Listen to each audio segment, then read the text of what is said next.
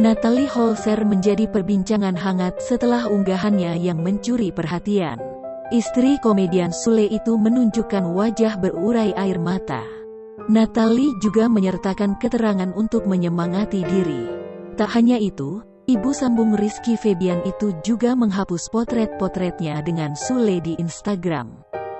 Sontak warganet dibuat bingung dengan apa yang terjadi pada Natalie Holzer. Namun hingga kini baik Natalie Holzer maupun Sule belum buka suara tentang hal tersebut. Nenek Natalie Holzer, Hetty, buka suara membeberkan curhatan sedih cucunya. Dia bilang, "Aku nggak kuat mami." Hetty lantas menasehati Natalie agar tidak menyiksa diri.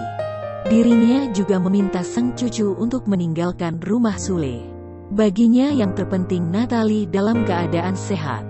Saat disinggung soal perpisahan, nenek Natalie mengatakan tidak menutup kemungkinan mengarah ke sana.